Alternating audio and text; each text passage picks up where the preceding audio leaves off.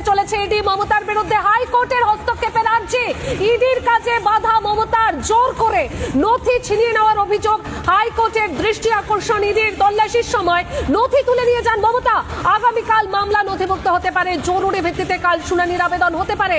মমতার বিরুদ্ধে এফআইআর করতে চলেছে ইডি। মমতার বিরুদ্ধে হাইকোর্টের হস্তক্ষেপের আর্জি। ইডির কাজে বাধা মমতার, জোর করে নথি ছিনিয়ে নেওয়ার অভিযোগ। আমরা দেখিয়েছি সেই ছবি আপনাদেরকে, যেখানে খালি হাতে মমতা বন্দ্যোপাধ্যায় ঢুকলেন আর বেরোলেন কি না হাতে একটা ফাইল নিয়ে, সবুজ ফাইল নিয়ে। আর আরো একবার যে ছবি আপনাদের সামনে তুলে ধরেছি, যেখানে আইপ্যাকের অফিসে গাদা গাদা কাগজপত্র, ফাইল তোলা হলো।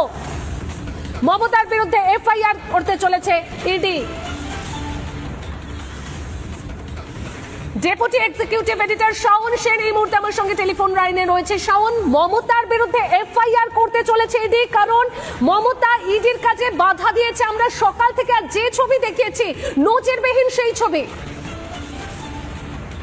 এটা কিন্তু একটা খুব গম্ভীর ঘটনা। কেন কি, যেভাবে মমতা ব্যানার্জি আজকে আইপ্যাকের অফিসে ভেতরে ঢোকার পরে আইপ্যাকের অফিস থেকে ডকুমেন্টস আর ইলেকট্রনিক ডিভাইসেস যেগুলো নিয়ে বেরোয়েছে, ইডি এই সময় কিন্তু একটা স্টেটমেন্ট ইস্যু করেছে। যে স্টেটমেন্টে ইডি পরিষ্কার ভাবে লিখছে কিভাবে চিফ মিনিস্টার মমতা ব্যানার্জি ওই ডকুমেন্টস গুলো নিয়ে গেছে। এখন আমাদের কাছে যে ইনফরমেশনটা আছে, এটা হলো কি এই পুরো ইনভেস্টিগেশনটা কিন্তু গোল্ড স্ক্যামকে নিয়ে হচ্ছে। আর যেভাবে গোয়া ইলেকশনে কিন্তু ওই পয়সাটা ইউজ করা হয়েছে, যেটার জন্য আজকে আইপ্যাকের উপরে রেড করা হচ্ছে। কিন্তু আজকে একটা সিটিং চিফ মিনিস্টার এই পুরো ইনভেস্টিগেশনটাকে ব্লক করার চেষ্টা করছে, যেটার জন্য আজকে এই সময় এই মুহূর্তে দিল্লিতে এনফোর্সমেন্ট ডিরেক্টরেটে অনেকগুলো মিটিং হচ্ছে কি নেক্সট কোর্স অফ অ্যাকশন, যে লিগাল অ্যাকশন কি নেওয়া যেতে পারে। একটা অপশন যেটা এই সময় ইডির কাছে আছে, এটা হলো কি একটা এফআইআর রেজিস্টার করা হতে পারে। আর এই এফআইআর এ কিন্তু এটা মেনশন করা হবে কি কিভাবে অফিসারদেরকে সেটেন করা হয়েছে।